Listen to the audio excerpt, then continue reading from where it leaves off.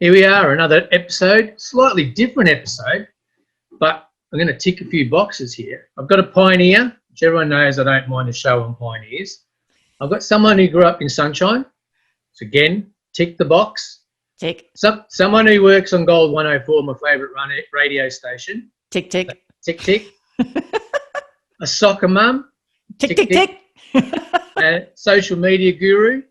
Yeah, how many? Oh, geez, I'm stopping the ticks. Come on. How many boxes am I going to be ticking here, man?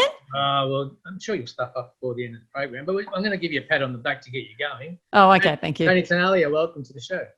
Thank you for having me. This is a bit different for me because you're so used to talking to soccer players. In fact, now you don't have I could try and play, but can't kick a ball to save my life. Well, I do diversify players, coaches, admin, physios, commentators. So cool. Again, it's a slightly more diversified field. Obviously, soccer mums, that's a first for me. Yeah, there you go. You have worked for Green Gully and George Cross. Yeah. You're currently working for George Cross, which we'll cover. You have worked for Green Gully as, I guess, the social media manager. Is that the best description? Is that the title? Yeah, well, the title was media manager, but obviously a big part of the role was the social media. It's not like I'm putting together TV shows or anything for the soccer clubs, or putting together radio shows. But the title was media manager, but predominantly a lot of it was to do with the social media side. Oh, cool. All right, and we're in Melbourne, and by the time this goes to air, we'll still be in lockdown, so we don't have to not talk about lockdown. How over lockdown are we? For you? Oh, okay. Can you see my hair? Yeah, I've had trouble with lockdown hair. See that?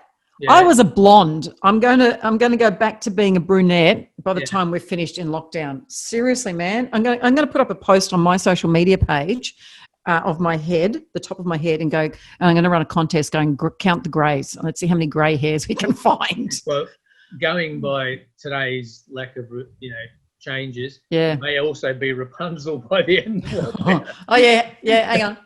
Keep growing it. It's still going. Look, it's long. I mean, it's always been long anyway. But by the time we finish, it's going to be down around my bum. There's no way out of this lockdown. We're stuck in it. I think lockdown is the new norm. That's it, man. So over it. No. But you actually do not work from home, although you can. You still go into the studio, right?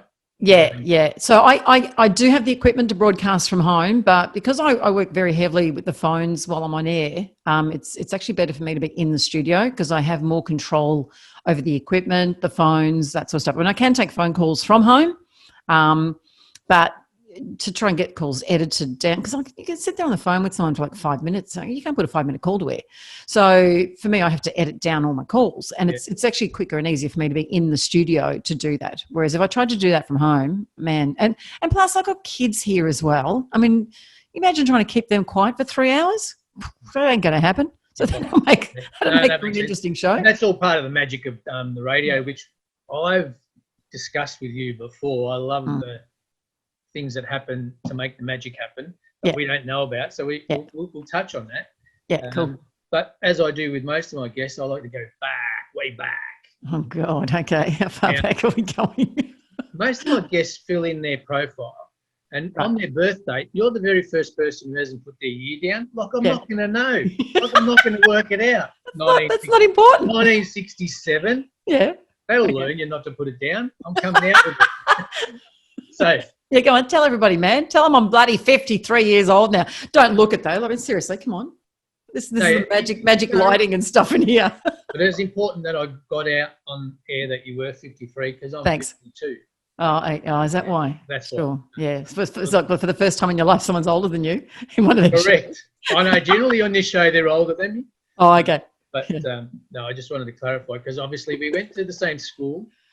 Twice. No, but we didn't realise that until. Well, I mean, because what? I'm a snob. No, I knew, but you were older. You wouldn't have. You didn't know me at school. You knew my brother. That's what it was. You knew my brother, and then when you and I ran into each other at George Cross, and you heard my surname, you're going, "Hang on a second, she's got to be Mark's sister." But that's. See, you never knew me. You knew my brother. Don't be sitting there telling everybody I'm the snob. No, I knew who you were. Otherwise, how would I have known who you were when you were going through the starting at 3XY and all that. No, I knew you were, because I remember You're just making this up now. Those silly blue bloomers you used to wear on sports days. I don't remember that. You were telling me that I used to wear bloomers. I'm going, I don't even remember that. All the girls, it was part of the sports uniform. It wasn't just perving on you. I was perving on across the board. You said this was our ladies. We didn't go to our ladies together, did we? Yeah. Really? Oh, I'm going to have to go back and no, actually, we don't have yearbooks from our ladies. Yes. Who was your grade 6 teacher? Grade 6 was Mr. Canning. Mr. Canning. That's him. Right. I had him for 2 years, grade 5 and grade 6. Right. At our ladies. Did you have him at all? No, only for sport. And he was a nice guy, but we clashed because my intensity and his sweet, mellowed, chilled Melbourne supporter wasn't a good mix. Do you remember he supported Melbourne? Yeah. Really? I wouldn't have remembered that. Melbourne was the only team Bulldogs used to beat when I was at primary school. Fitzroy, St Kilda and Melbourne. Yep. And I didn't know a Fitzroy, St Kilda or St Kilda supporter. Yep. And I knew one Melbourne supporter, him. So the 3 teams we beat that we could make fun of the people, one person in the whole world. Hey, were you at school? Do you remember that day Kelvin Templeton came to school? Do you remember that? A bit of a sore point for me. Was it? I took a sickie. Oh, you're kidding me. The day he came to our school? The day he came as the Brownlow man. Someone got a signature, like an autograph. I had it too. I don't know where it is now, but I got his autograph as well. But I remember him walking through the yard and it was all of a sudden these kids we just came out of nowhere and we swamped the poor guy. And all he did was come to the school to talk about something to do with PE or something. I don't know. It was nothing to do with football. Yeah. And it got to the point, I think, where the teachers got him to sign a piece of paper and then they photocopied it for everybody because everybody was swamping him for his autograph. Through that purple duplicator thing? Probably was. I can't remember now. It's a sore point because I came to school the next day and, of course, I had all those people that were flocking to him coming to me going, guess who was here yesterday? Yeah, guess who you missed out on seeing. Thank you. I have no idea whether I was genuinely sick, pulled a sickie or whatever, but I do know that the one day that he did turn up, I was away. You weren't there. Yeah. But you all weren't always at Our Ladies, were you? No, so I went to Sunvale. When did you come to Our Ladies? Grade 3. So I was grade 3, grade 4, and it was actually not at the start of grade 3. I think I did the first term of grade 3 at Sunvale, and then we transferred and went to Our Ladies. So do you want to clear it up now for the record? Were you suspended and thrown out of Sunvale? No, I don't even know why I changed schools. I just found out one day I wasn't going to Sunvale anymore. I was going to Our Ladies. Okay. I think because it was a Catholic school. Sunvale was like a state school. You probably would have been shifting to do your communion and stuff like that. Yeah, actually, that makes sense. Because that's when I was making my communion, that sort of stuff. So, that made sense. Okay. All right, let's go back to primary school. Yeah. All right. Well, let's go back to Sunshine. What are your memories of growing up in Sunshine, more importantly? If I drive through Sunshine now, it looks quite different to some degree. I mean, there's still parts that look the same, but I suppose with the roads being narrowed through the main street, and then the apartments that are being put up there. I mean, remember was it Massey Ferguson? Yeah. Was the big place that I was on the corner? Yeah. Only the gates remain now, really. Yeah. Oh, I know. Isn't that funny how things just disappear like that? Mm. And then the fire station, the fire station is still there, but I don't think it's actually still operational as a fire station. I think it's a living, dwelling house now. Yeah. Well, it was at that time too, because I went to school with a girl whose father was he was there, and they lived at the fire station. Oh, okay. So I mean, I was friends with her, so it was a dwelling at the time too. But I think now, it's just a complete dwelling. I don't think there's fire trucks coming out of there at all. It wasn't the Bassett's, was it? Yes. Yeah. Yeah, it was. Yeah. Peter was in my year. Okay. I can't remember. I've been to a party at that house. Have you? Fire station. Yeah. Probably Pete's 18th or something like that. Oh, okay. I can't. Well, his sister was one I knew, but I off the top of my head right now, I can't think of her name. Yeah. I remember going to the swimming pool there, and even us having swimming carnivals and stuff like that. What else do I remember about Sunshine? It's funny actually, because I remember our street, which I said before was Rawson Avenue, and I remember at the end of the street across the road, which is near where the school was. Now I think their surname was Portelli, or Portello or something like that. But there was this family that had, like 3 boys, and we used to hang out with them, me and my brothers and them, and like either, they'd come down into our street. And I remember us just all being, sitting outside, and it's getting dark, and, waiting for someone's parents to yell out, "Hey, time to come in," or something like that. I remember a couple of doors down from us was, I can see his face, Bolger. Do you remember the Bolgers? Did you ever know the Bolgers? No. No. Well, they lived a few doors down, and the father was like a, police officer, but he was like a chief or a sergeant, or I don't know, he was high up anyway. Yeah, and it's just, I suppose it's those, if I'm sitting there now, I can just picture myself sitting outside my house, and we were just almost on a corner, and like down around the corner. Can't do now.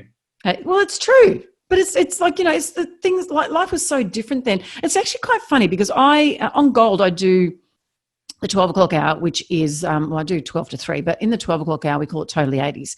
And we have a segment there where people ring up, or, request 3 of their favourite songs from the 80s. And the one thing that everybody says is life in the 80s was so different. It was so much more relaxed. It was so much more laid back. There was none of what's going on today. And like, that's exactly what I picture.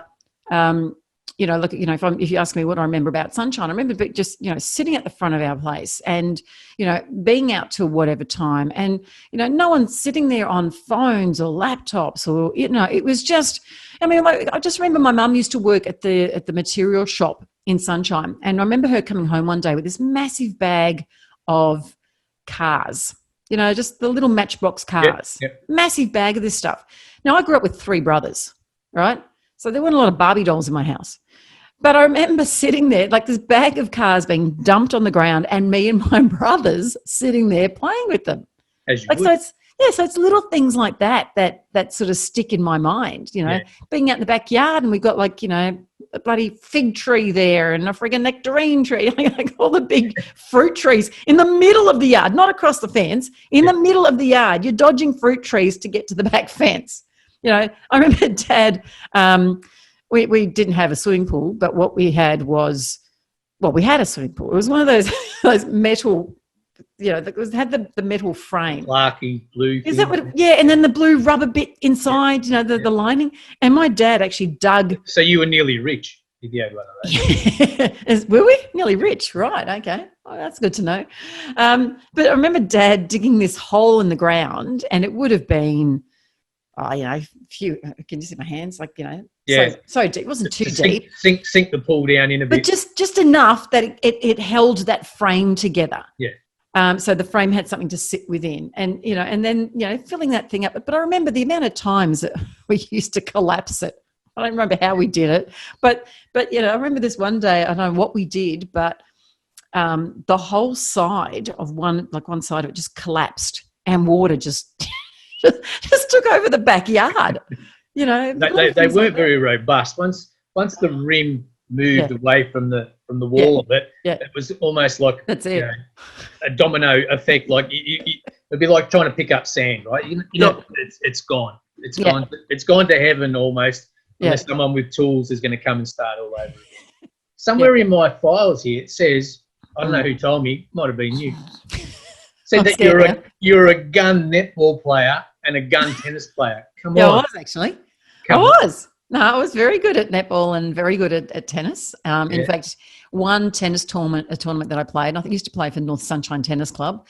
One of the tournaments that we played in, I won singles, doubles, mixed doubles, and there was 2 singles. And I walked away with 4 trophies that day. Can this be verified? Where are the trophies? They're in the garage. I should have brought them in, shouldn't I? They're in a box in the garage. I've got all 4 trophies. You take a photo of them, send them on, and by the time I put this up, we'll have the photos. You'll superimpose the photo. Absolutely. All right, I'll do I'm all about proof and history, right?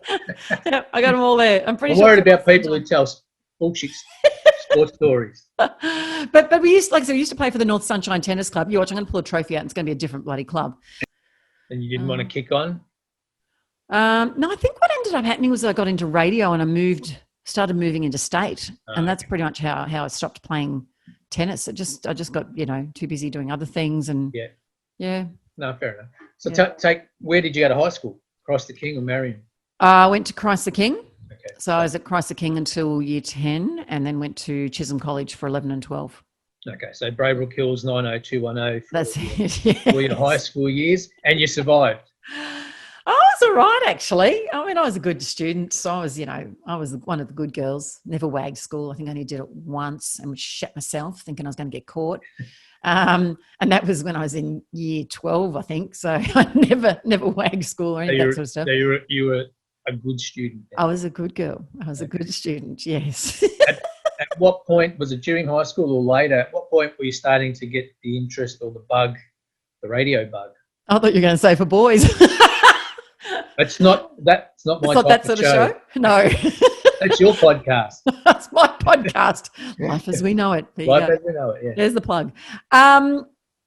Radio. It's okay. So the what did you think you were going to be doing when you were going through high school? I knew I wanted to work in the media, and TV producing was always something I wanted to do. I had no idea what it involved, but just knew I wanted to do TV producing. Right? Did you do any media studies at Chisholm? Yeah. No. Well, what it was when I was at Christ the King, when you're in year 10, I think it is, and you start doing work experience, right? So I was at Christ the King and we had to do work experience. And at that stage too, you'd go to work experience 3 times in the year, once each term.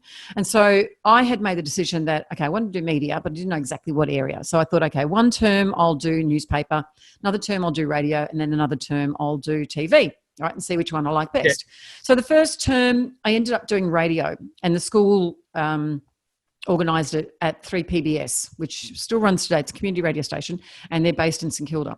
Yep. And so I went there for the week with another girl from school. And I did all the stuff I had to do for the week. And at the end, we put together this radio show. And I just thought, oh, yeah, that's cool. Had fun. Didn't think twice about it until I got the report back. And the report, and it's funny, I'm sure I've kept it somewhere because I used to actually send it as part of my CV back then. But the report said, this girl has to get into radio. Like, it was just everything saying radio was my thing. And I thought, oh, okay, that's pretty cool. All right, maybe give that a go. So what I then did the next term, instead of doing TV or newspaper, I thought, oh, I'll go and do radio again. And at that stage too, I'm a mad football supporter, right? Love my footy club, Geelong. And at that point, I was consumed by Geelong. And not just the club, the town, the radio station. Yeah. Mark's a Bulldog supporter, right? Yes. Okay. So why the bloody hell do you barrack for Geelong if you lived in Sunshine? Because I was born there. All right. There you go. And it's funny because I was going to barrack for the Bulldogs, and my uncle pulled me aside and goes, what the hell are you doing? You were born in Geelong. You got to barrack for Geelong. I said, okay. So that's how I started. Clearly didn't work on Mark. Yeah, no. Well, but actually, it's a funny story. I've got the 3 brothers. We all barracked for a different team, and got to the point where my mum and dad had to pull a footy team out of a hat because they couldn't support one of our teams. Mum deep down inside was a Geelong supporter because, when she first came to Australia, she lived in Geelong.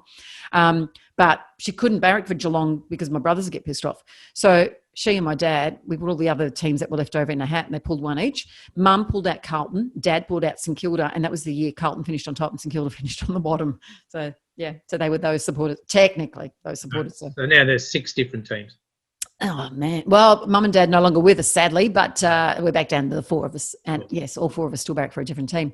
Cool. So going back to the radio. Yeah. So what I did was I actually then contacted 3GL in Geelong, which was who I was listening to, which are now known as K-Rock these days, and contacted them about doing work experience. And so they let me come along and do work experience. I spent the week in Geelong, doing work experience, hassling the DJs, all that sort of crap.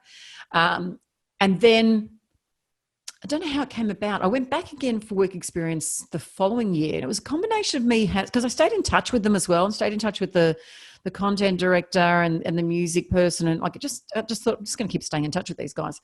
So I ended up going back again for work experience the following year. And from there, I started going to the footy broadcasts.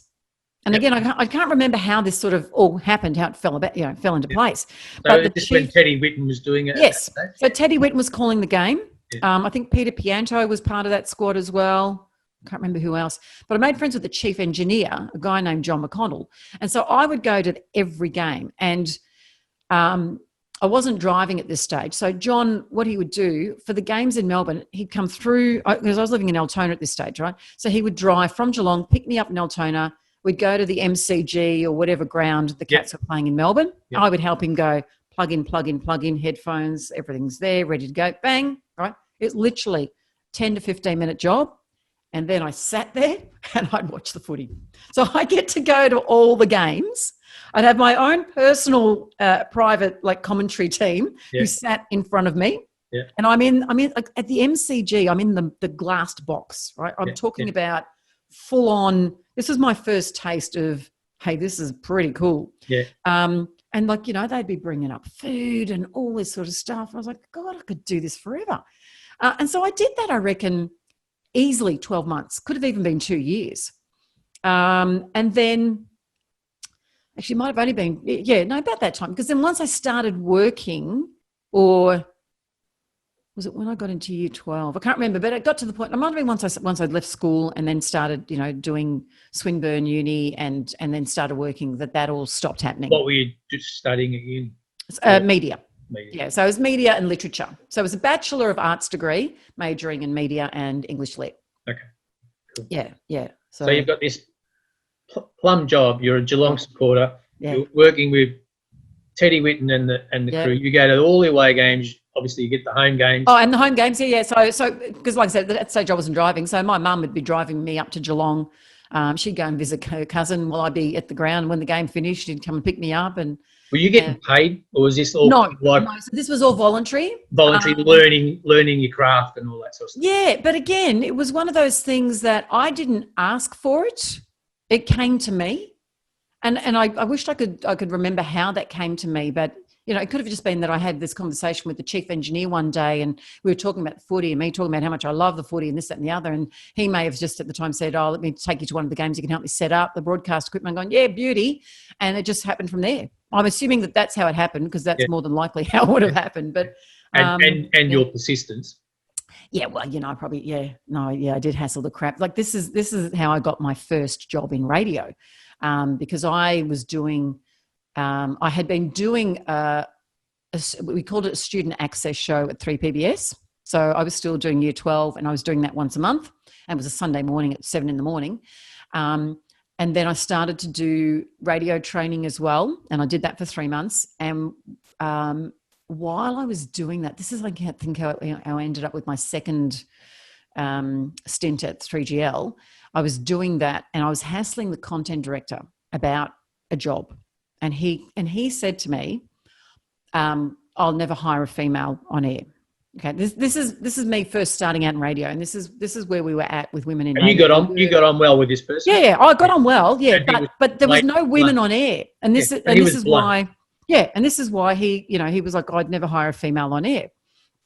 And what he had started to do though, the newsreader, he had started putting her on some overnight shifts, but that was all. It was like, no, I'm never going to put a female on air. It's just she's just helping out or whatever else. So how did you feel when you heard that? Oh, my thing was, dude, you can say all you want. I'm going to prove you wrong. Anybody who tried to tell me I couldn't do something, I'm going to prove you wrong. That's how it's been, and I still am like that. You would know. So like I said, I hassled this guy, and he was like, nah, never hire a female. And so I'd finished my demo. And I handed it to him and I said, here's my demo. I said, you have a listen to this. And the guy who trained me also knew this guy in Geelong. And it was so funny because I reckon a week after I gave this guy my demo, he rang me and said, do you want to come and do some midnight to dawn shifts for us? So that's, you know, this is a guy who's gone from never hire a female on air to hiring me to do midnight to dawn. So I did that. And what I also did at the time is I sent that demo out to other radio stations. So I sent it to all the metro stations, regional stations, country stations. Everybody got this demo. I didn't care that it was like, you know, Eon FM at the time or, you know, whatever. They were still getting my demo. You scattered it right across the industry. That's it. And it was interesting that out of all the metro stations, I got a letter back from one station, and that was Lee Simon at Eon FM. And I, over the years, have now, you know, got to the point where I know Lee Simon. And he and I were sitting next to each other or opposite each other at Triple M when I was there, you know, however many years ago. For the sake of the younger audience, Yeah. if there is going to be a younger audience, when you sent out all these tapes of your demos, they were cassettes, audio cassettes, right? CDKs or something. Yeah, cassettes. Right? Yeah, I reckon I sent out, it must have been like 30 or 40 cassettes. So you get the blank cassette, do your demo, record it, Dub probably it on. handwrite your name on Oh, the man. little label. Yeah, the whole lot. Yeah. We just spoke a foreign language for the kids, didn't we? That's it. Yeah. Cassette tapes. A What's cassette. that? I love. There's a photo that comes up on Facebook every so often. It's a picture of a cassette and a pencil.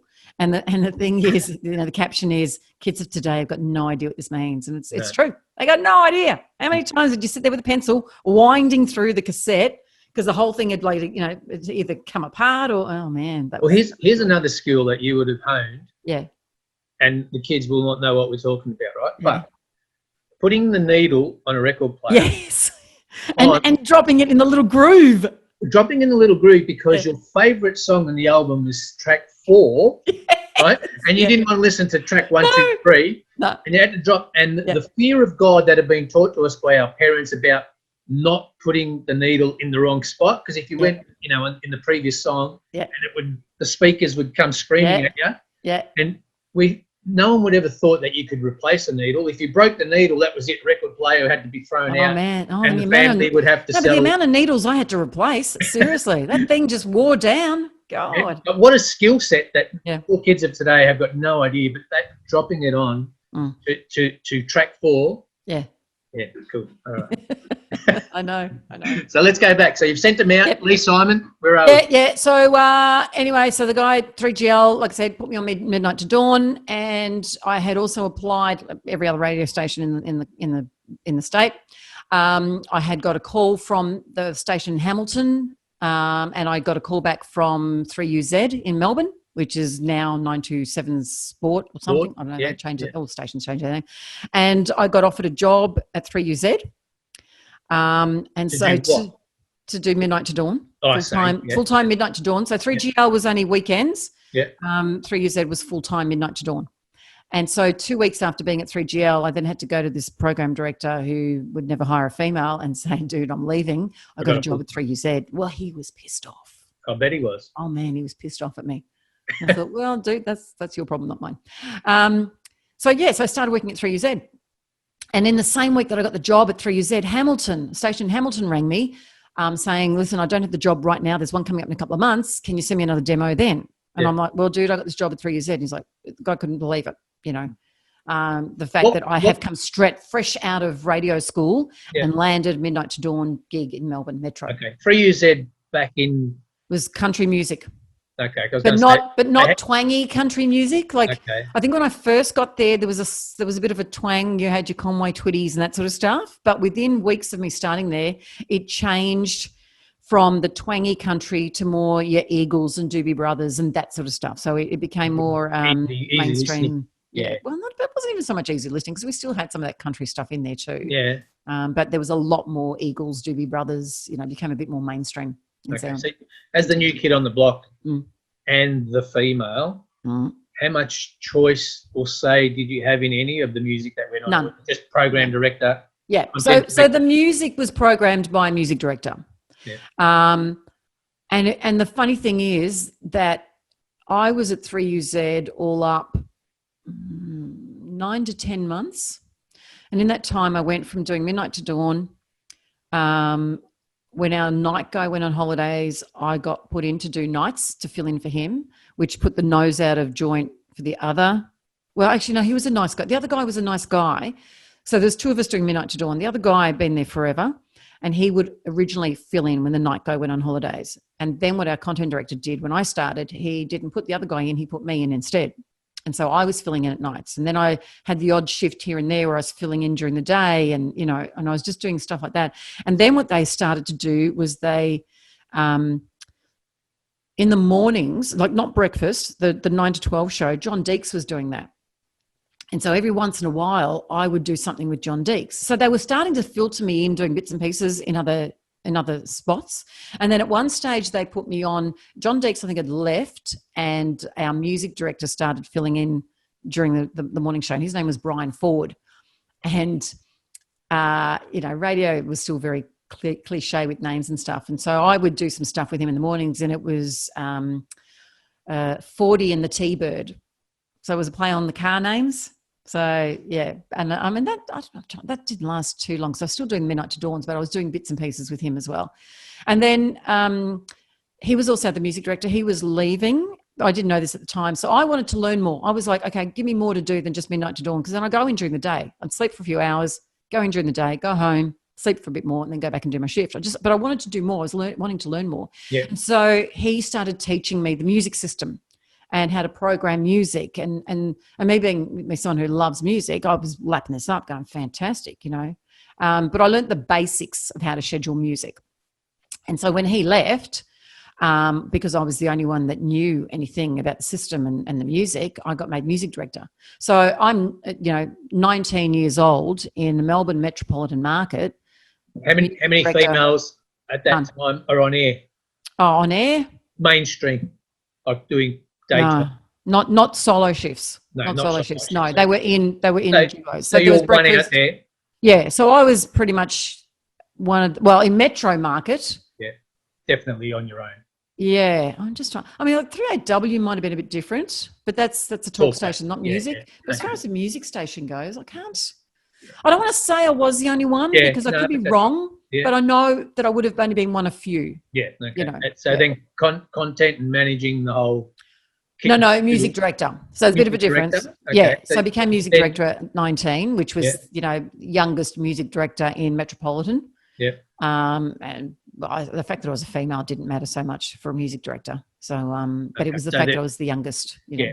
Okay. Yeah. But you're still pioneering in terms of being the young age, and I guess the other directors around the traps would have been a lot older. Yeah. Yeah, and a lot more experience than what I was too. They knew what they were doing. I didn't. Had no idea. F10, yep. That schedules the music. Beautiful. Done. We're ready to go. There's a few hiccups here and there. Just fill them in. We're fine now. Did you have many hiccups? Oh, nah, because I was just working with the basics. So, like, I look back now and go, what I did, anybody could have done, because I didn't know what I was doing. I just knew what I was told. And I was pretty much taught so that once our music director left, somebody knew how to schedule the music. Yeah. And they could have very easily hired somebody else too. But at that stage, the station was lean for cash and working on, shoestring budget and shit like that. So it was easier just to give me the role, I think. But like, me as a music director now, oh man, I look back and go, Jesus Christ, like what the... What was I doing? Yeah. What was I thinking? Or how did I do that? But there was none of this looking at songs next to each other and going, oh, that's a rock song. Because when you're scheduling music as a music director, you look at rock songs and pop songs and you look for the balance and that sort of stuff. I mean, look, to be honest, at that stage too, I was going on gut instinct. So my gut instinct was actually pretty good. There was none of the technical side that there is now that I know to speed the process up. Yeah. And the funny thing is when I went because I worked in Tassie, and that for me was the eye opener of what I did and didn't know as a music director. So when I was working in Tassie and I became music director there, again, I was working on gut until we had a content director come in who had been a proper music director, and we put rules in place and we put codings on songs and stuff like that. And it wasn't until that started happening that, the two things happened that I thought, man, I have so much more to learn, but so far I've been doing all right because my gut was still telling me the right thing. Yeah. What I was initially doing, because I didn't know all of that and wasn't taught all of that, I was looking at the songs back to back. So my gut was saying, well, that's got that rock feel to get the variety there. I don't want another rock song there. I want something that's got a bit more. And so that's how I was scheduling. So I was scheduling music based on gut and feel, which still, like even today, if I'm scheduling music, I will still schedule it on gut and feel and then go back and check the numbers and go, yep, everything's balanced, the way it needs to balance. So the numbers for me were more just a safety net, if you want to call it that. Okay. Yeah. It was good. Obviously, you got to go with your gut. You got to learn a particular way, a system to work it out. Now you've got 30-odd years of extra experience as well to go with all of the instinct and what you've learned along the way. Yeah. And it's interesting too, like songs, the codings on songs change over years. But like I can look at one of my hours and go, I've got Whitesnake, Poison, and Bon Jovi. To me, That's and too it could much just of be the me. same. But yeah, to me, they feel too much the same, you know. Whereas for me, I would go, well, I would put, you know, Whitesnake in 1 hour, Bon Jovi in another hour, and who did I say? Poison in another hour. I wouldn't put all three in the same hour because I've got three of the same style in an hour. I would spread those through the hours. And that also depends on how many Whitesnake songs you play at the station, or how many Bon Jovi songs. But at the same time, if you're balancing properly, you would spread that out. But my perception of music is different to somebody else's. And this is a thing that gets me, is that music is based on perception. You know, when the war is over, Cold Chisel can be coded a mainstream song, could be coded as a rock ballad. So, and it also depends on the radio station. Yeah. I mean, I used to have this conversation with many people, like, you know, if you're working at Triple M, which is just a purely rock station, although now these days it's let's go back to the days Triple M was a purely rock station. If they were playing Green Day, Time of Your Life, that would possibly be coded as a mainstream song for them. Yeah. Whereas if you were at a station that was a bit more pop based, that could be coded as a rock song. You know, so, and this is why for me, like, you know, turning around and saying, no, that's a rock song, that's a pop song. Well, no, it depends on. It's not as straightforward as that. No, it isn't. It isn't. But how did you end up at 3XY? Because I want to know lots about 3XY. I've got a cracking question. Hassle. Because that was the golden job, wasn't it? So 3XY would have got one of the demos, right? And I don't think I even heard back from them. So I was then at 3UZ, and I got in touch with Gary Soprane, who was the boss at 3XY. He was the content director, and organised to go and see him. And because I grew up listening to 3XY. You know, that was, like you said, yeah, that was the place to work, you know. And so, like I said, I hassled him. And so he met with me and had a listen to the tape and said, look, we don't have a job. And I'm like, that's cool.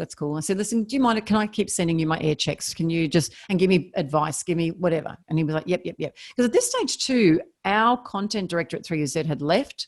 And so we were sort of floundering. We had like consultants in and out, but we didn't have a proper content director.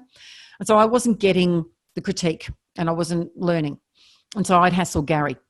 And it then got to the point where, now I don't know whether a job had come up or he was like so sick of me hassling him, but he hired me. And I was doing Midnight to Dawn at 3XY.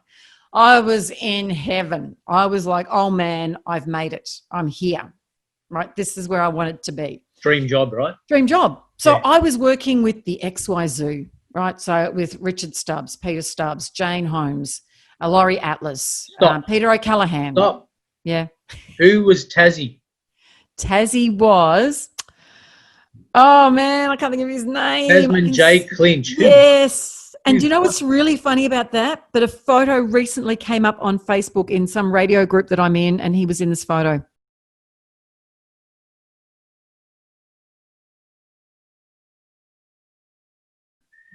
Okay, so you're at 3XY. You've got the dream job. That is.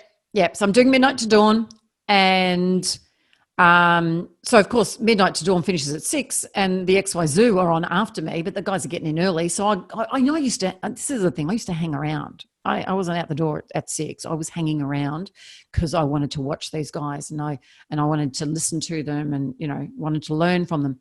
And so then it got to the point where they had me out in the road doing stuff for them as well. And Peter O'Callaghan was Peter O'Callaghan and Peter Stubbs, Richard Stubbs, sorry, and Jane Holmes, and the news guy whose name escapes me right now.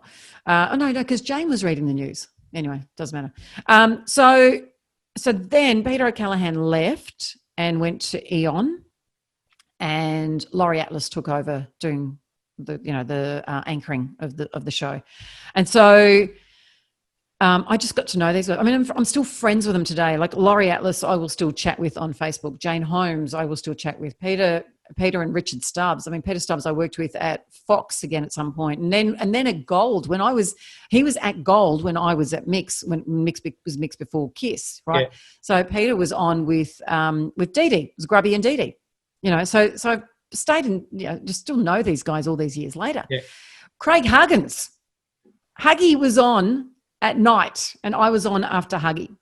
And Huggy and I have been friends all these years, and the two of us are together at Gold, and often on air, he'll talk about, you know, 3XY but we refer to each other having been on 3XY. So like I said, it was just hassling that helped get me the job there. But you can't hassle in a way that you're going to drive people nuts. It's got to be constructive hassle. You know, like for me it was, because the thing is, because if it's not constructive hassle, all you're doing is being a pain in someone's ass, right? For me, it was, hey, I need help. I need to learn. I'm just new at this. Can you help me? Yeah. And so what's happening is Gary Soprane's helping me and getting me to a point where he goes, okay, now I want to hire this girl because she's doing everything I'm telling her to do. Yeah. And I actually remember going in for an air check one day with him. And I remember sitting there and he's, you know, working with me about things to work on, this, that, and the other. And I just said, man, I can't do this. And he said, what? I said, I can't be like these guys. Like I said, they're my idol, and here I am working with them, and I'm like, it was just really daunting. And the best piece of advice he ever gave me, which I've used for other people all these years, is you're not supposed to be like them. You've just got to be you. And that's stuck with me all of this time. That I got to be me. I can't go and copy what these other guys are doing. Yeah. I just got to do what I'm doing, and that's what's worked for me over the years. That I get on air. How long did it take for that advice to sink in? Didn't take long. Okay. Because it's like I said, it's stuck. I mean, the fact that I still remember those words and I can see myself in his office, that had such a huge impact on me. And I've carried that with me my entire career. I mean, I just make sure that what you hear on the radio, like, you know, us having this conversation now, it would be exactly the same if I was doing this on the radio. Yeah. It's not any different. It's me being me. Yeah. No, I'm comfortable. Obviously, I'm a listener.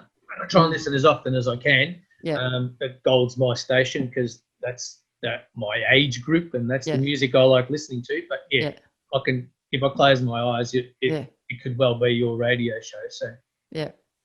Cool. It'd be like I'm just sitting there chatting to you. That's it. Who else other than Gary had a big influence as a mentor, as a coach, as a teacher along the way? So I worked with a lot of people over the years. Some learn different things off different people. Yeah, I mean, you definitely learn off different people. Mike Perso, who does Breakfast on Smooth. I worked with him in Canberra. He was one of my he was another one of my content directors. I had a guy named Brad March, who I worked with in Canberra as well. And then he started, when I went to Adelaide at SAFM, he was then our big boss of the network. He would come into Adelaide. And so there was, you know, still work happening there.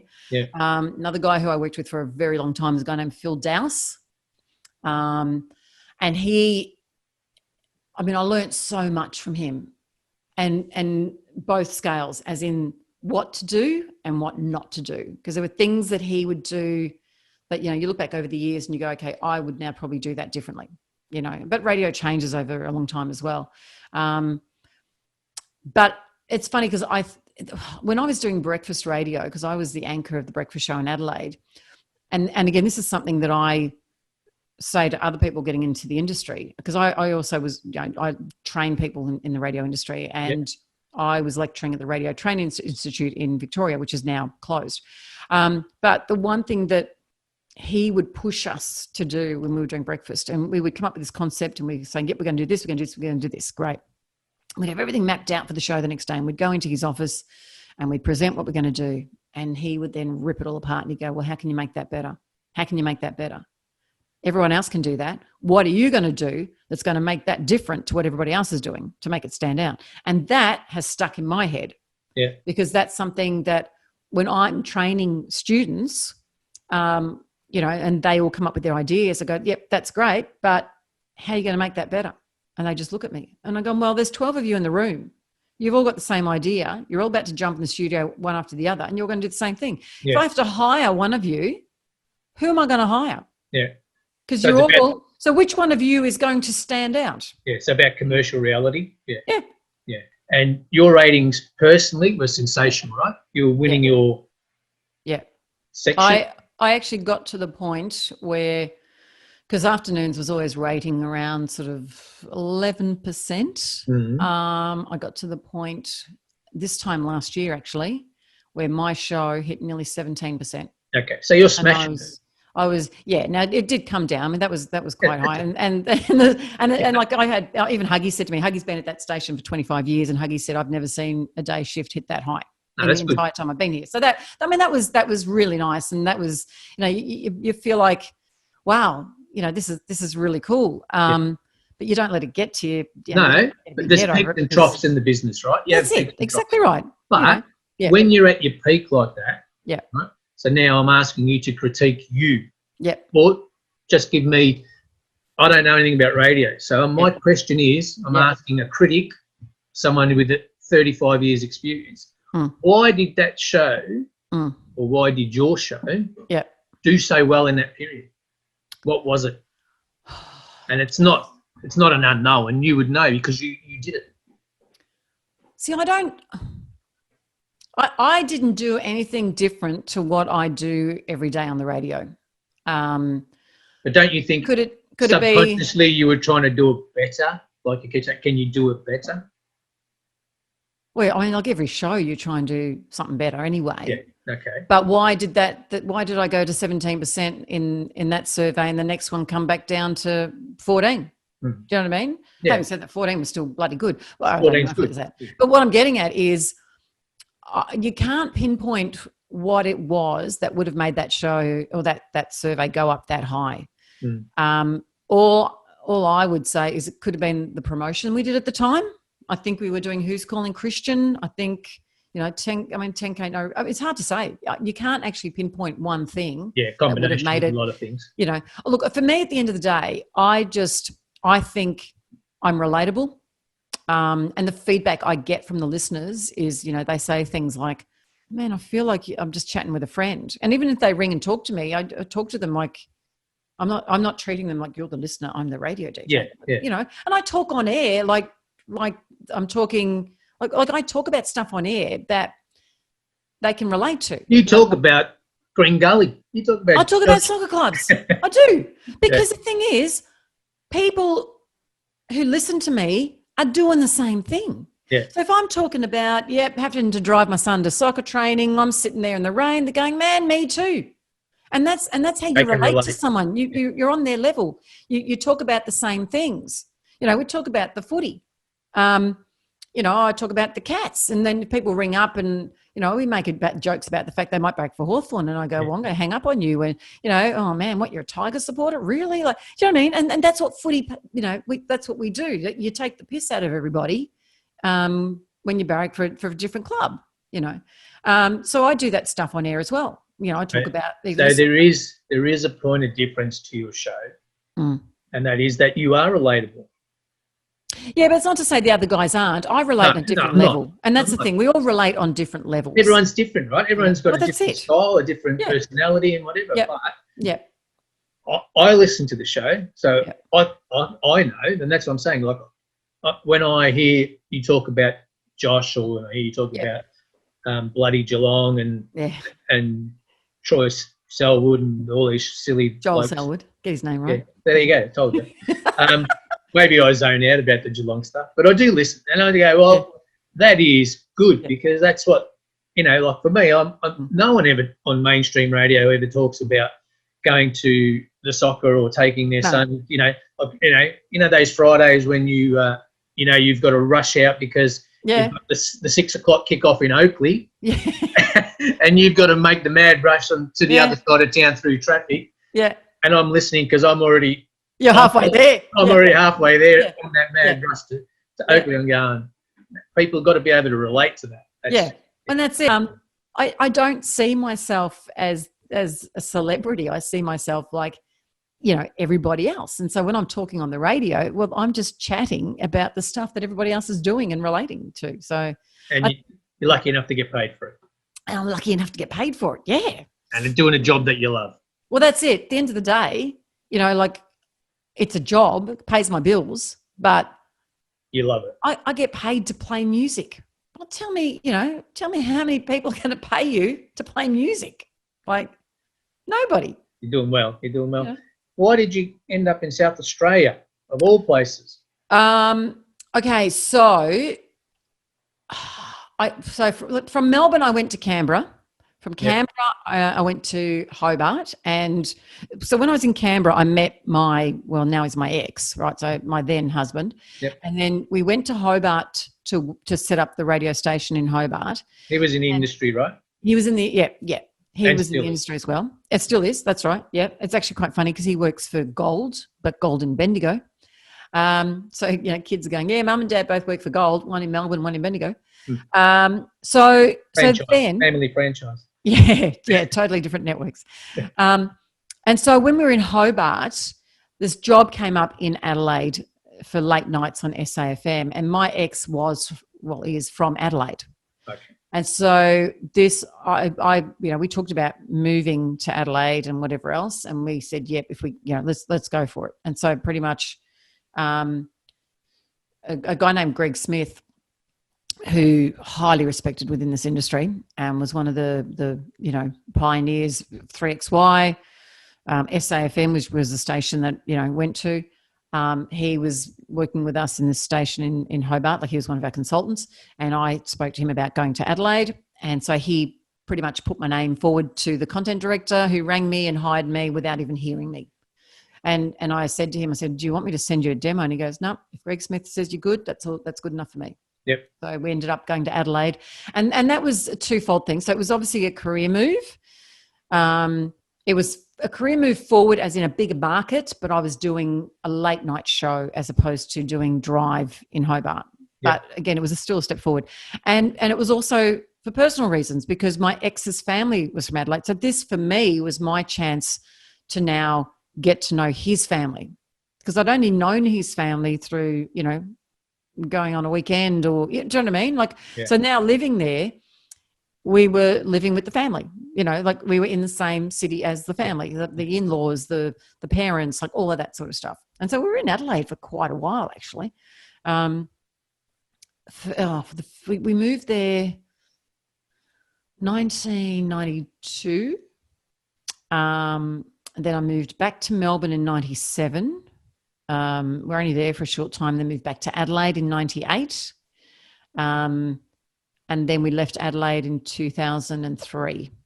And why did you come back to Melbourne, for a job? So what it was, so I'd been in Adelaide for forever, and I was, like Adelaide, I felt like it. So we moved there in 92. And ended up doing like every shift on the station, ended up doing breakfast, like the whole lot. And so because I'd been there for so long as well, obviously got a bit of a name for myself in Adelaide. And then and I was music director as well. And SAFM was like number one, miles number one. I ended up doing mornings, and I actually didn't remember this. Someone who I worked with in the past reminded me a few years ago that my show in Adelaide was rating 25%. It was like, yeah, okay, I don't remember that, but anyway. Pretty good. Yeah. But again, at that time too in Adelaide, ratings were a lot higher. The figures were higher, but you had less radio stations as well. Whereas now there's more radio stations, so the figures, aren't as high. What was we talking about again? Why did you come back to Melbourne? Oh, yes, I came back to Melbourne. Anyway, so having been in Adelaide and been entrenched there for so long, I did want to always move back to Melbourne at some point. And twice, the job of music director at Fox came up. Both times I got overlooked for the position. And there was obviously whatever factors involved. Fine. So then I got to a point where I was like, I'm done with this. I'm over it. I got pregnant with my first child, and we then decided we were going to go to Melbourne because this is where my family was. And so I ended up going on maternity leave. I didn't actually leave the company. I went on maternity leave and went to Melbourne. And so I picked up some work at Fox and did some work with them there. But in the meantime, I was still doing work for other stations. I think I was doing some work. No, I wasn't doing work for Nova at that stage. I was still just doing the work at Fox. And then we got to the point where my ex had come out of radio and had been working for the Melbourne Tigers as a marketing manager. And he got the job, had been working at the Adelaide 36ers as marketing manager. And then when we moved to Melbourne, he got the job as marketing manager for the Melbourne Tigers. And so then, I don't know why we decided to go back to Adelaide, but we did. And so my oldest would have only been 5 or 6 months at that stage. And so we moved back to Adelaide. I went to Triple M as opposed to SAFM. And then further down the track, we did the swap, and I went back up to SAFM, and the guy that was up there came down to Triple M. And I'm saying up and down because Triple M was downstairs, SAFM was upstairs. Okay. That's why I'm doing it that way. So then we stayed in Adelaide for quite a while from there. And then my second was born. That's Josh. He was born in Adelaide. And at this stage, my ex then got offered the job back at the Melbourne Tigers. And so we ended up going back to Melbourne, and he was the general manager. So he'd gone from 36ers marketing manager, Melbourne 36 to Melbourne Tigers marketing manager. When we moved back to Adelaide, he went back as the general manager of the 36ers. And then when we went back to Melbourne, he was the general manager of the Melbourne Tigers. He's going backwards and forwards as well. So a lot of the time the move had to do with family as well as I suppose the job side of things as well. But when we went back to Melbourne in 2003, that was it. We stayed in Melbourne until we then moved overseas. So I ended up going overseas and working in Dublin for 5 years. So that... You can't just tell me that. You need to explain why. So that was interesting, actually. So what happened with the Dublin thing is the guy I mentioned earlier, Phil Dowse, was my boss in Adelaide. And Phil then left and went to consult. So went consulting with Greg Smith. The two of them were consulting overseas. And then Phil went off and started his own consultancy business.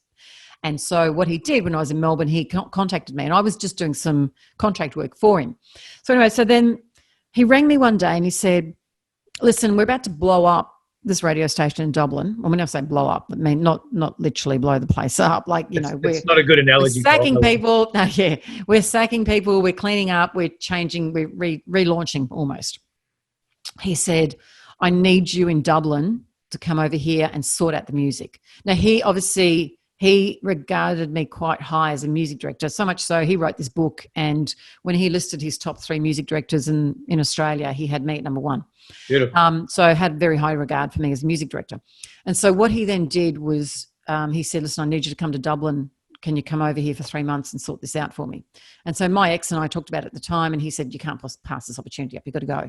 So I left him in Melbourne with the kids. So he had the 2 kids here. I've gone over to Dublin. And I was over there for 3 months. And while I'm there, meanwhile, I find out I'm pregnant with child number 3, right? So that was interesting, trying to hide that for the 3 months I was there, try and hide a growing belly. Yeah, people are looking at me going, well, she's putting on weight. Why is she undoing the button on her jeans, So basically restructured the music, worked on it. I was their music director for 3 months. That was all cool. While I was there, the GM said, we want to hire you as our music director. So I talked to my ex about it, and he was like, yep, this is our opportunity to work overseas. Let's do this. So that was all being put into place. Now, because at that stage I didn't have my EU passport, I had to leave the country. Could only stay there for 3 months, and I had to leave the country. Yeah. So I left the country, came back to Australia, and was putting everything in place to get my EU passport. Got all that sorted. And buying jeans. And buying bigger jeans and clothes, and telling everybody at that stage, guess what? Coming back pregnant, people. Coming back, 2 sizes bigger than what I left. So the plan was that I was going to go back for another 3 months, because actually we were still sorting out my EU passport at this stage. So I was going to go back for 3 months. Then I was going to come home, and I was going to have the baby. And then, because he was actually due December, and then I was going to be home for a couple of months and then move over. The whole lot, we were all going to move out over the following February, March. Plan didn't actually work out that way. So after I went back for my second stint, the boss said, listen, I can't afford for you to leave and be gone for a few more months. He said, I need you here now. We need you here because, things aren't quite working and I need you here to help get it all into place. So what I then did was, instead of being there for 3 months, coming home, having the baby, and then moving over 4 months later, what I did was I was there for another month and a half. Then I left and came back to Australia. And in that month, got my EU passport sorted out. And so then we left Australia October. I remember the date, October 18, because it was my daughter's birthday. Left Australia and we moved overseas.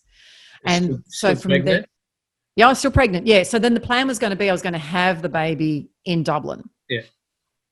And they were covering all my medical expenses. So we moved to Dublin October 18, 2005. And the third one, Liam, was due December.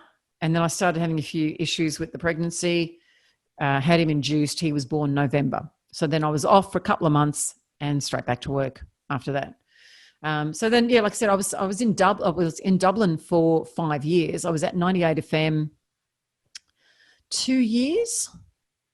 I had a 3-year contract, but I was there for 2 years. And then things turned to shit and my marriage broke up and father-in-law had passed away. Mum got diagnosed with cancer. And so, you know, it was just horrendous.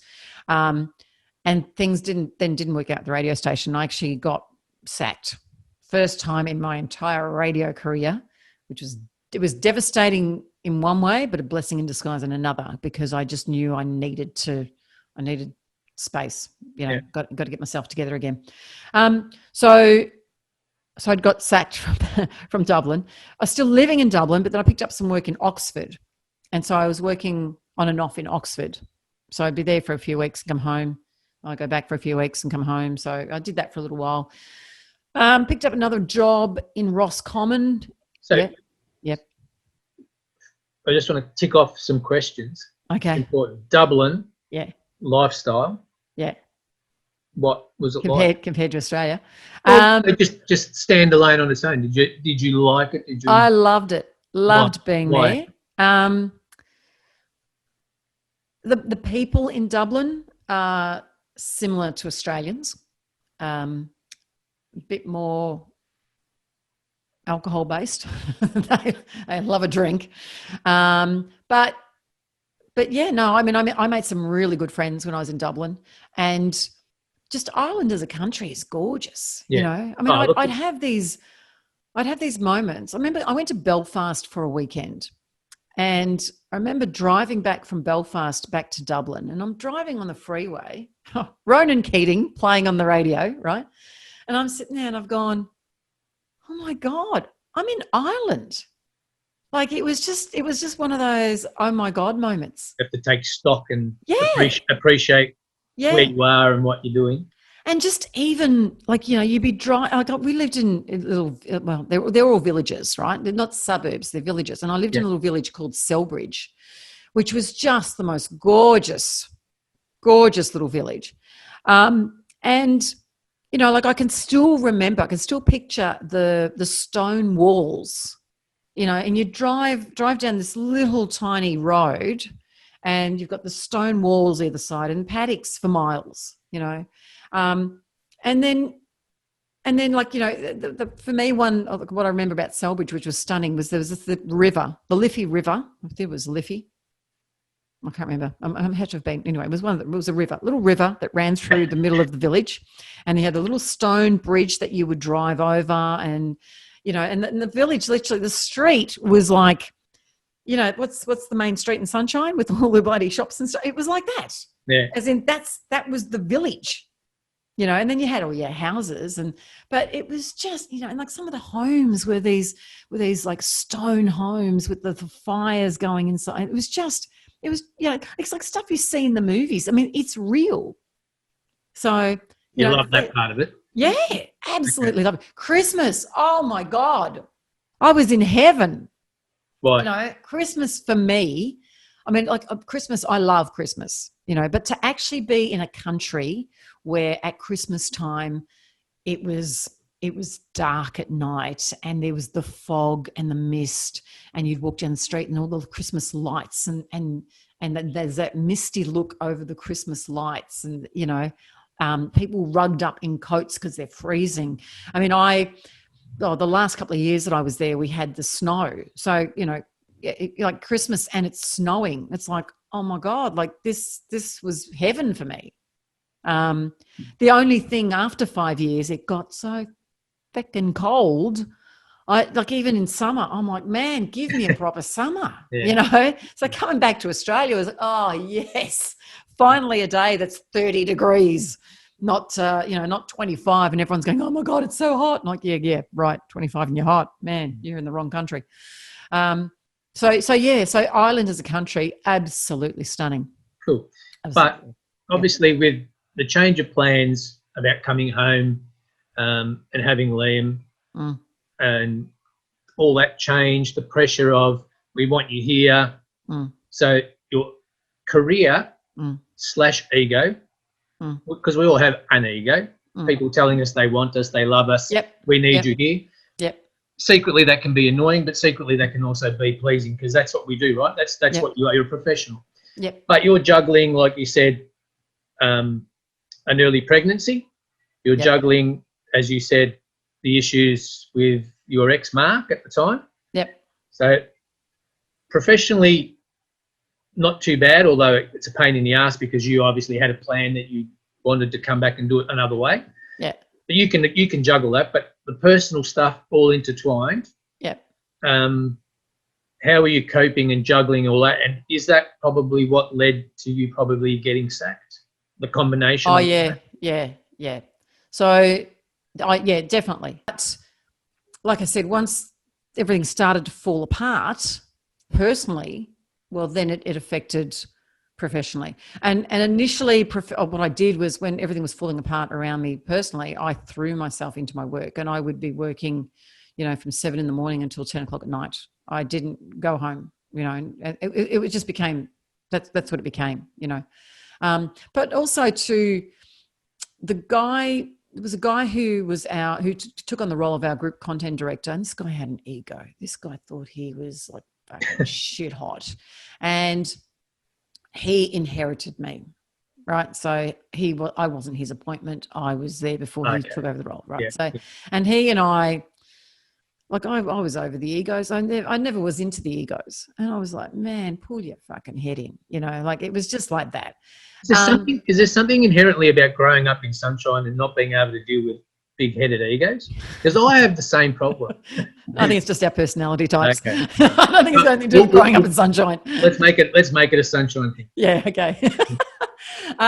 So like he was also part of my downfall, and look, at the end of the day, I'm not saying that a lot of it was my fault, because I probably I took on the role, wanted to give it a go, but didn't have the right support behind me to help steer me through that role. And look, at the end of the day, it is what it is. I learned from my mistakes. I did it. Would I do it again? God, no. Just don't ever put me in that position again. If your answer is God, no, then you obviously learn from that experience. Yeah. I don't ever want to be a content director again. It consumes your life. You know what I mean? You never take a break from radio.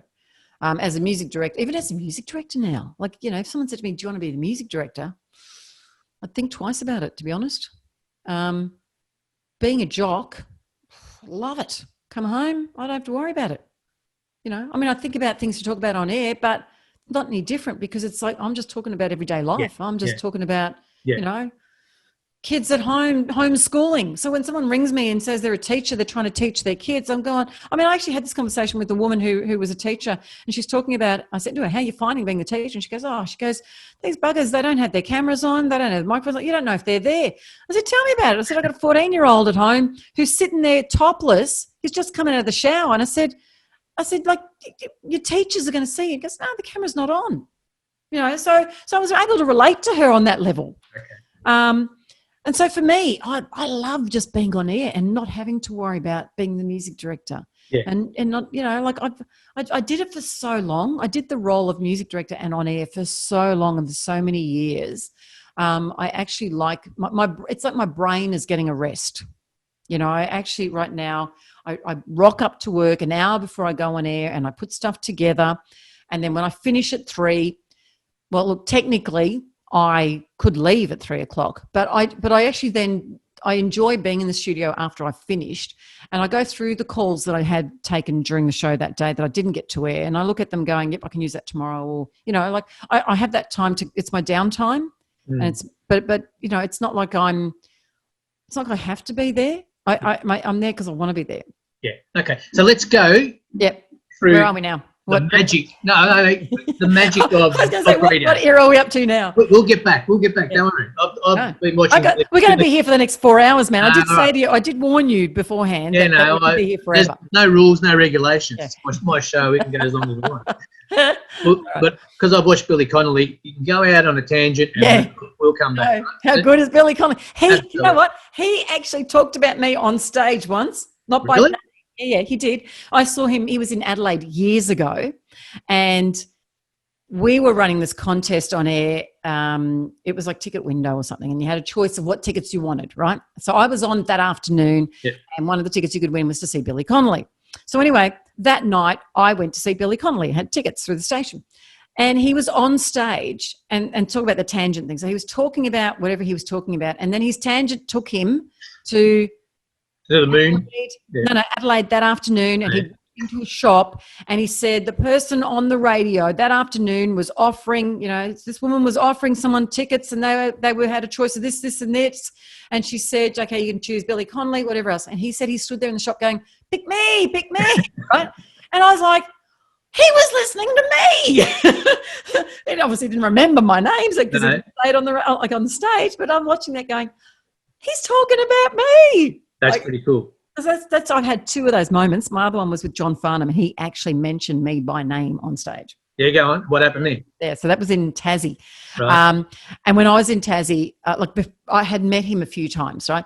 And so when I was on air in Tassie, I had this running joke on air that he was my mate John. And so whenever we did an interview with him, I told him about this running joke. So he would always play along with the joke. And he would say, oh, yeah, we come around for dinner and I get over there, all this sort of shit, right?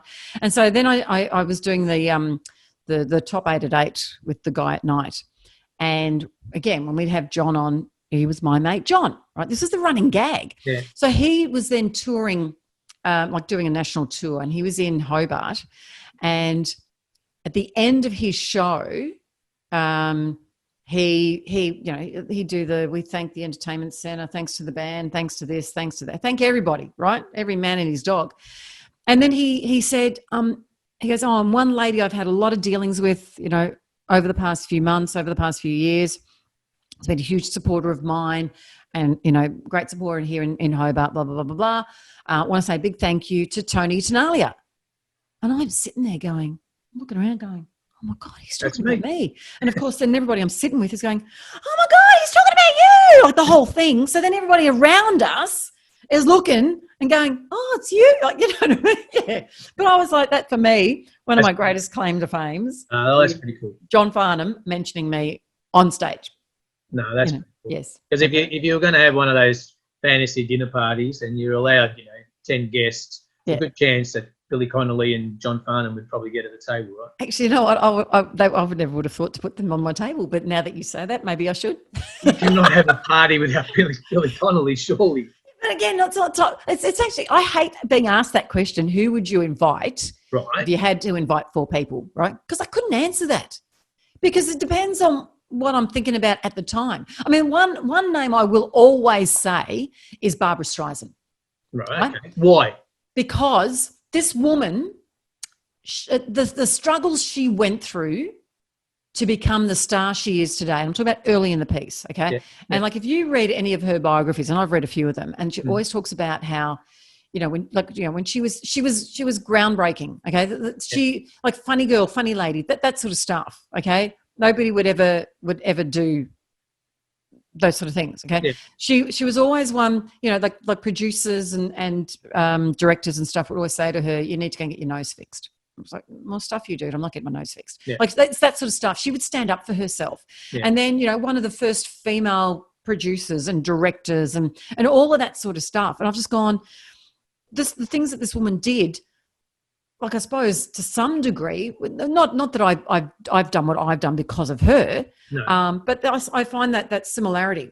You know, no, Yeah. I reckon too. If I had the chance to meet the woman, I'd be scared shitless in case I said something wrong, and she'd be looking at me like, "Who the fuck are you?" There's nothing like being intimidated by Well, heroes. That's kind of, there's a natural, there's a naturalness to that, right? Yeah, I've seen her in concert live. This woman never performs live, right? She, in her entire career, would you know, she got to the point she wouldn't perform live on stage. She You're did it early wrecking all my days. questions. You're wrecking all my questions. Oh, sorry. No, okay, go. Yeah, Sorry. tell me. But she would never perform live on stage, and then because of this fear that she had on stage, right? And then she came to Australia in 1999, 2000. And I was still working in Adelaide at the stage, and I'd had a miscarriage. And my bosses at the time knew how I was a big fan and everything. And they knew I was going to go to Melbourne to see her. They paid for my ticket to see her. And I paid like $750 for this ticket to see Barbra Streisand, because I was like, don't put me out in the back. I'm going to be up there in the front. I didn't have the $1,500 tickets. I was in the section behind that, but that was close enough, right? Yeah. And then when we're in Dublin, she was performing in Dublin. And so I managed to get a ticket to see her in Dublin. And she was actually performing at this, I've forgotten the name of the place now, but it was in Selbridge. So I was walking distance to my house, you know. But yeah, to be able to see this woman in concert, I was like, the first time I saw her, I was in tears. And I'm sitting there going, was it good? It was, do you know what? It was one of those things, like, you know, when you go to a concert and you see people crying and you look at them and you go, what the hell are you crying for? Like, you know, I never understood it until I saw her in concert. And I'm standing there watching this one. I'm going, oh my God, that is Barbra Streisand on stage. And I got tears coming down I'm going, what? I was just so overwhelmed, you know, and I've gone, now I get it, you know, but yeah. So was that the only time you've cried at a concert? Yes, the only time. I'd never do it again. Because I had a question that I'd written down here on my notes. Yeah. It's going to be, who's the best person you've seen live? Well, I think we've ticked that one off. Yeah, but I don't know that, like, I would say yes. As an experience rather than rather than a concert. Yeah. If I had to say, oh my God, see, that's a tough one, because I've seen so many people over the years. Like I saw Cold Chisel and I walked away going, man, that was just amazing. Yeah. God.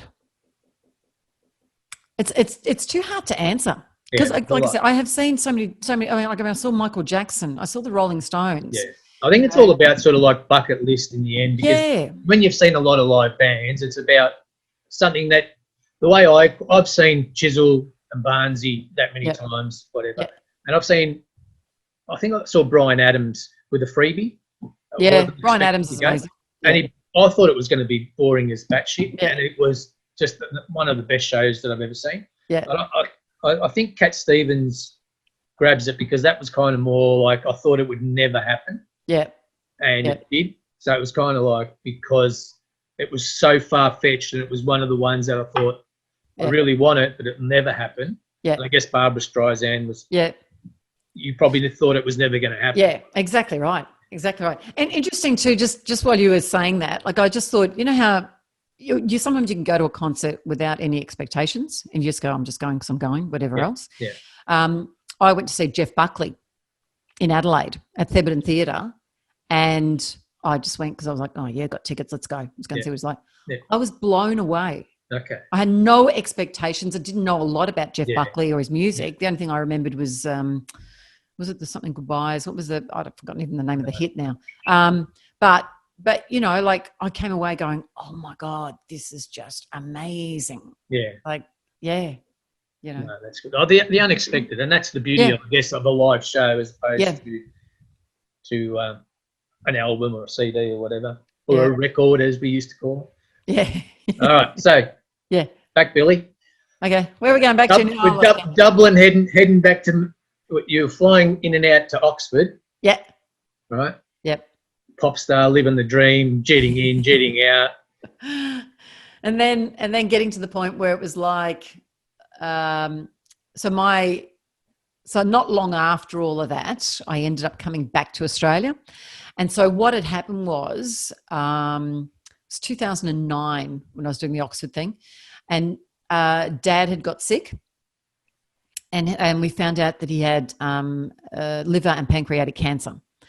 And so I came back at Christmas time, and I brought Liam with me because my family hadn't seen him. Like they'd seen him once, because I'd made the trip back with him once, or with the kids and everything. But that was the only time I'd seen him. So I came back to Australia and I brought Liam with me. So I had Christmas with everybody, all that sort of stuff. And at that stage, we were told that Dad had probably 12 months to live. And something kept saying to me, no, he hasn't got that long. So anyway, so Dad then passed away the following April. And so I had to come back to Australia for the funeral and everything. And do you remember when the volcano erupted in Iceland and shut down Europe? Yes. So that was 2010? Yes, yeah. So that happened the night before, 2 days before my dad passed away. So that either happened the Thursday, must have happened the Thursday night, and Dad passed away on the Saturday because I was, the family was saying, hey, listen, he hasn't got long. You probably should get on a plane and come back to Australia. And so this, like I said, this volcano erupted and I couldn't leave because Europe was shut down. No planes were going anywhere because of the volcanic ash all over the place. So I couldn't leave the country, and it was about not quite 2 weeks. It was about a week and a half before I could finally fly out. And so they kept Dad on ice until I could get to Australia. And so I got back in time for the funeral. And I think I flew in the night before the funeral, or 2 days before the funeral. Yeah. And so, I was able to come back. And that was for me, I suppose that was sort of like the clincher about coming back to Australia. Because at that stage too, I started working in Roscommon, and I was working at a community station. I was getting paid, but oh my God, I was on the bones of my ass financially. I was just surviving. Yeah. And so when I was back in Australia, then my youngest brother and my cousin, we were sort of all together, and they've gone, you're not happy, you need to come back. And they could see it, And so that's when I'd made the decision. So the only issue I had at that stage is I was separated. I wasn't going to come back without the kids. My ex wasn't going to come back, right, because he was now in a relationship. And I was like, oh, what am I going to do here? And so I sat down with the kids and I said, okay, here's the deal. And I laid it out because I didn't want to make it look like I was trying to sway them to come to Australia, right? I said, okay, here's the thing. We're going to make this decision together. We can either make the decision to go back to Australia. If you don't want to go back, if you want to stay here, then we stay here. And I laid everything out for them, right? I said, okay, here's what the story is here, financially, family, like the whole thing. Here's what we have in Australia. All right, laid it all out for them. And so then the kids said, yeah, we want to go back to Australia. I thought, okay, now I've got to break this to my ex. So that was fun. And it took months before he finally agreed to let the kids move back to Australia, because he could very easily have turned around and said no, and I couldn't take him. Yeah. So like I said, that took months. And we finally moved back in September. And he then actually moved back 2 months after me. So he moved back to Australia as well. So, I mean, look, the time in Ireland was great. Loved it. But it hit a point where it was time to move back, because I had gone through a whole lot of crap on my own there. I didn't have family. I had friends. Yeah. And, a couple of friends I'd become very close with, but it's not the same. Mm. But having said that, moving to Ireland was good because it put me in a position where, my marriage should have ended years before it did.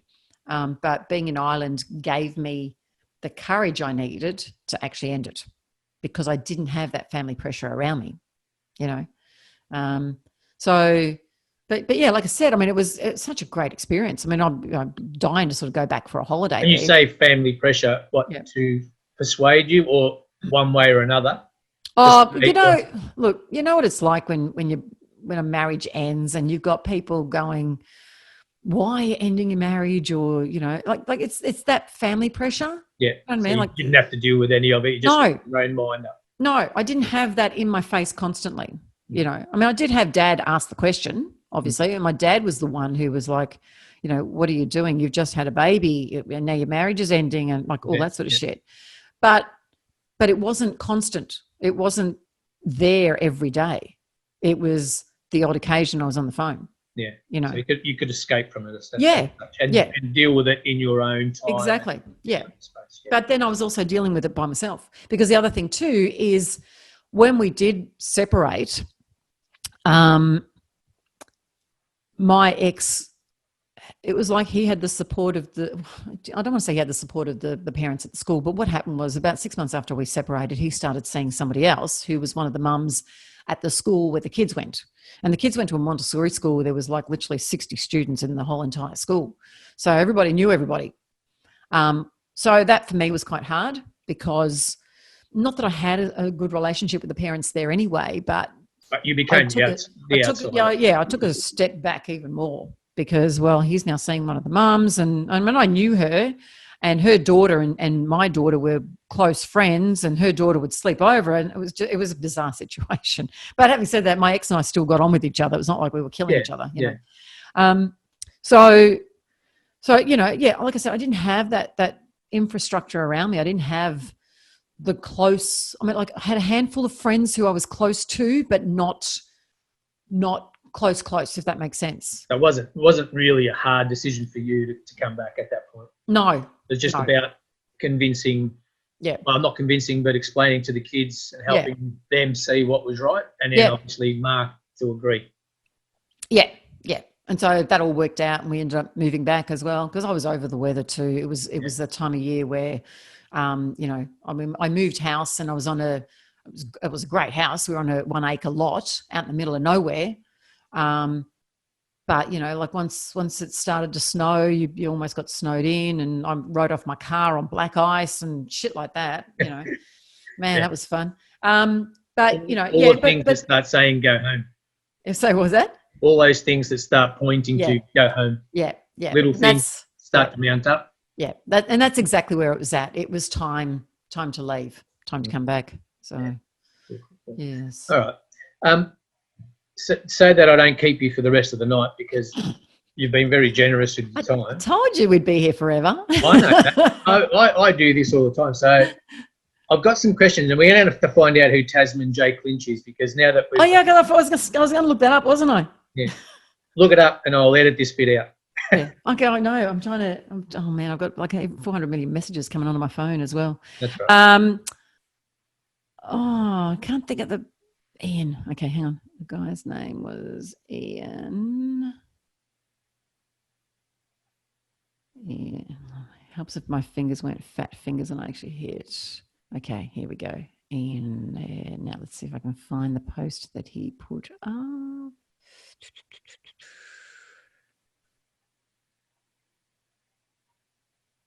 Let's go back to September now. Okay, hang on.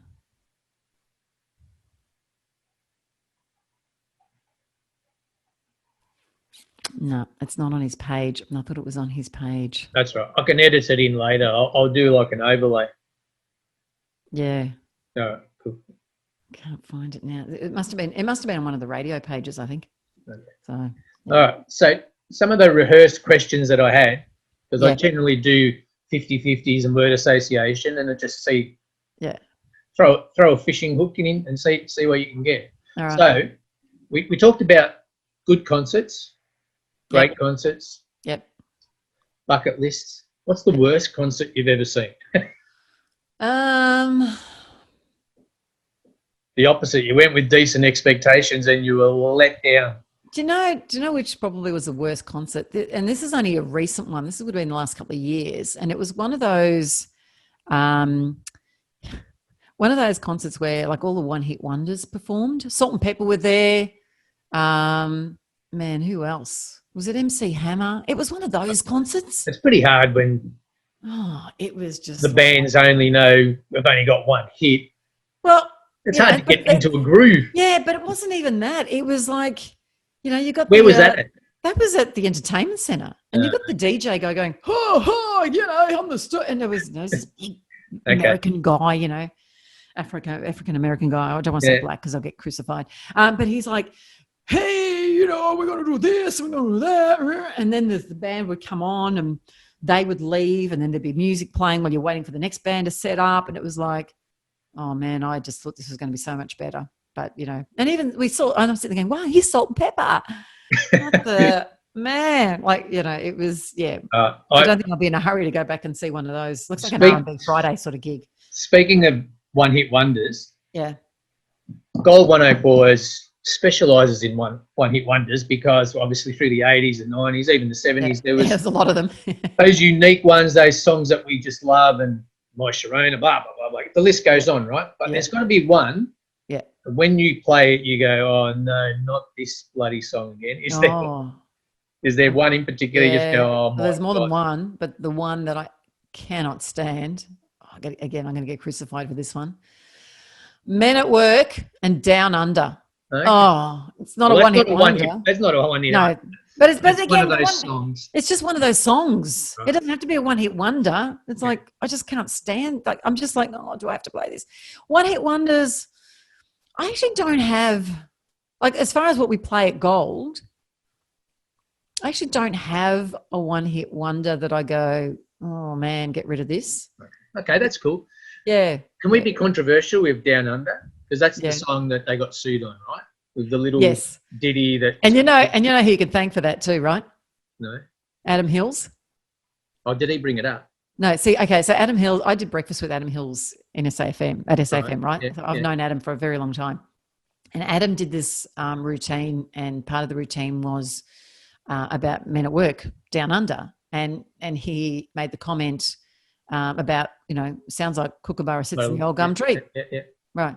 So that's how it started. Yeah, I'm pretty sure that's how it started, because I remember Adam doing the routine, and all of a sudden Men at Work are getting sued for it. Okay, so it's his fault. So in your opinion, if you're on the jury, which way do you cast your vote on that particular argument? As in, should they have been? Yeah, are they guilty of stealing that ditty, that tune, that whatever you want? Well, look, I don't think it was. I don't know. Personally, I probably off the top of my head, I go, nah, shouldn't have been sued for it. Firstly, do you think there's a similarity? That's the first. Yeah, okay, but I don't know that it's prominent enough that it was worth suing over. How many other songs do you hear that you go, well, geez, that sounds a little bit like whatever? Yeah. Right? Ed Sheeran's been done so many times, and some of his songs that he's been done for, I've just gone, I can't hear it. You know, like No Scrubs, okay? So that TLC song, No Scrubs, and I can't even remember what Ed Sheeran's song is supposed to sound like it. Okay. And I've just gone, really? You know, so there is, again, it's perception is what you hear. Okay, so Led Zeppelin, Stairway to Heaven, right? Now the band Spirit, and whatever they call their song, have you heard that one? No. That is Stairway to Heaven. Oh, okay. That is, I'm going to do a quick Google to tell you the name of that bloody song, because, and you have to have a listen to this, because that is Stairway to Heaven. It, what's the thing called? It's not coming up. Okay, you're going to have to do a Spirit. That's all right. Here we go. Spirit. You DJ you. And Taurus. Okay, let's see if we can do this. Hang on. That's probably not the song. It should be, but maybe it's not. No, that's not it. Okay, I got to find it. But seriously, whatever, maybe the song is called Spirit. No, I'm pretty sure the band was called Spirit. The song is, you hear the start of it, and it is that do like the whole Stairway to Heaven. That's what it is. And they've got away with it. Is that what you're telling me? Well, I mean, is that still in court? I've got no idea what's going on with that. But seriously, if Led Zeppelin get done, how the hell? See, this is why I reckon they haven't been done for it, right? How do you go back over the years with all the royalties, and how do you then determine how much is owed to that band? Like, do you know what I mean? Like, for me, that's my thought process on that. My brain's going, man, that's too much. That's too much like hard work. Yeah.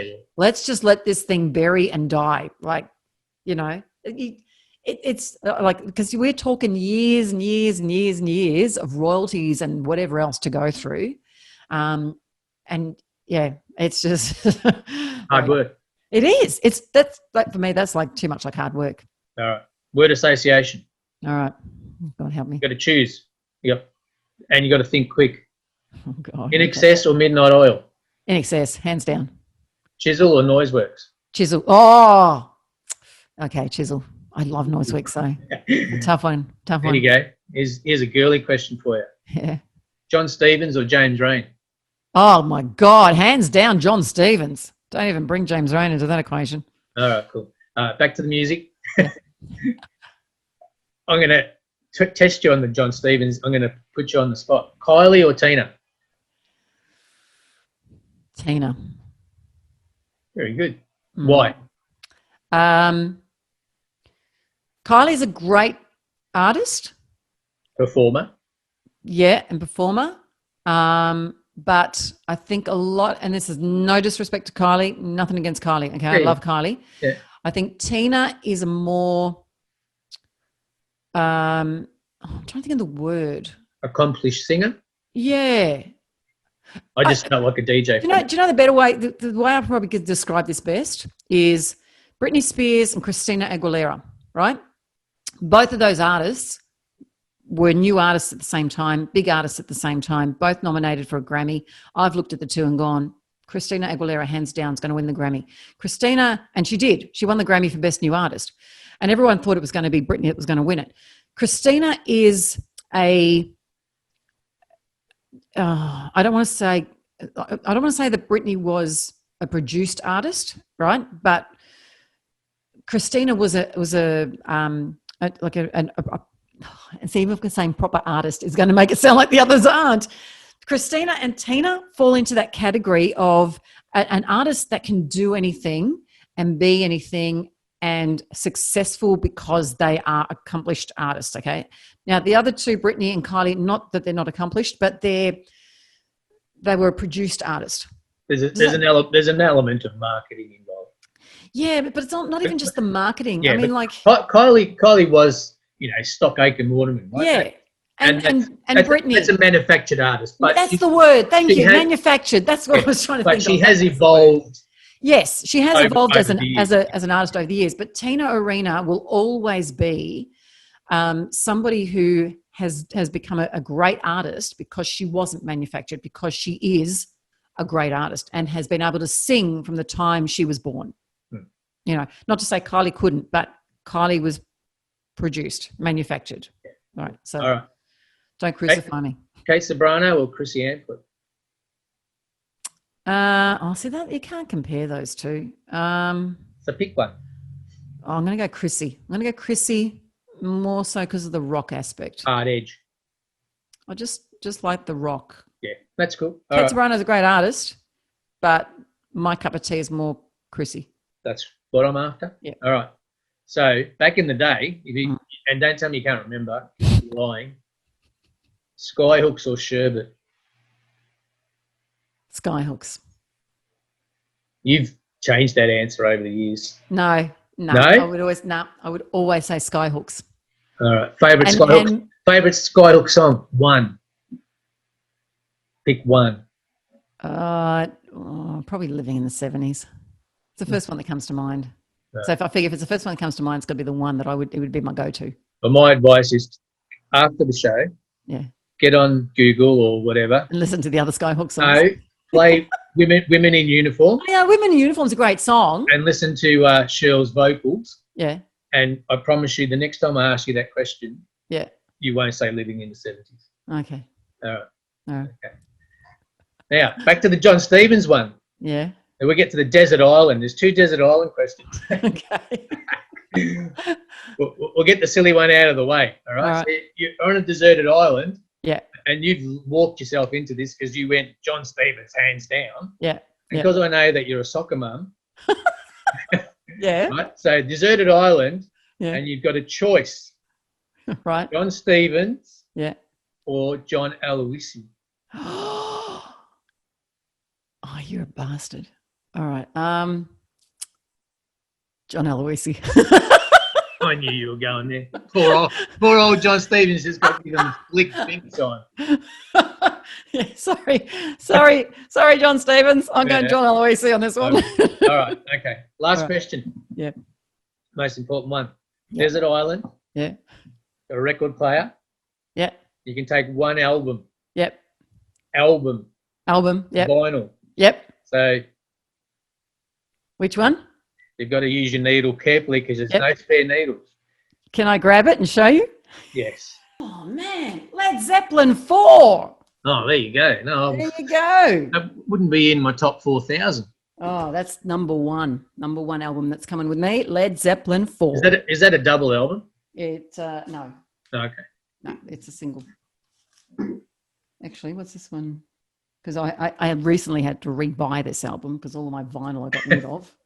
Okay. No, it's just one album. All right, cool. Of all the vinyl I've got, I promise you I haven't got that one. So, but that's the one. But that's the one you'd take, right? Yep. And favourite song is track number what? Oh, I don't know what track number is. Stairway to Heaven. Oh, see, this is a tough one though because this has got some really good songs on it, right? So this is a tough one, right? Because there are so many great tracks on this, but Stairway to Heaven has to be. Oh.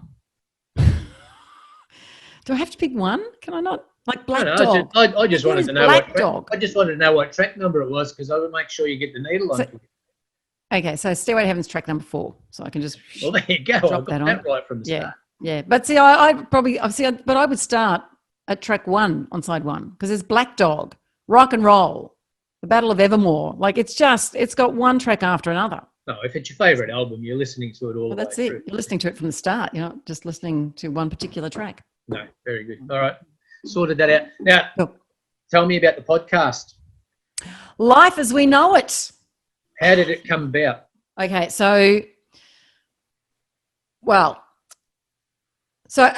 the way this came about is I am the content manager for one of our digital radio stations called Chemist Warehouse Remix.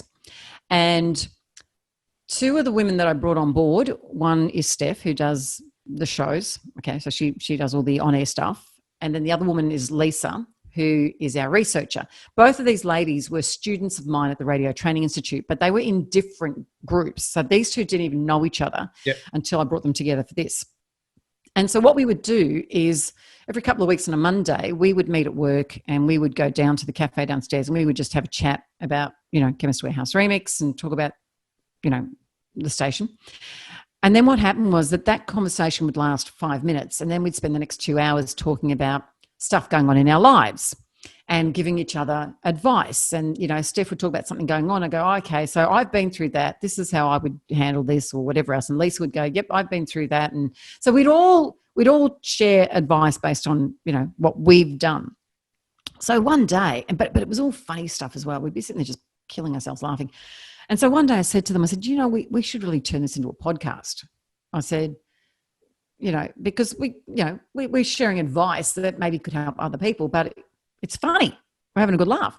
And so that's how that happened. So we got into the studios at Gold and we just picked the first one we did was just us talking about who we are and where we're at in our lives and that sort of stuff. And then we did another podcast about Valentine's Day. And so we did Valentine's Day from the perspective of, Steph who's in her 30s, Lisa who's in her 40s and me in my 50s and just how different we are and our expectations, but what we also have that's similar. And so each topic we started talking about was from the perspective of our ages. And so things like dating,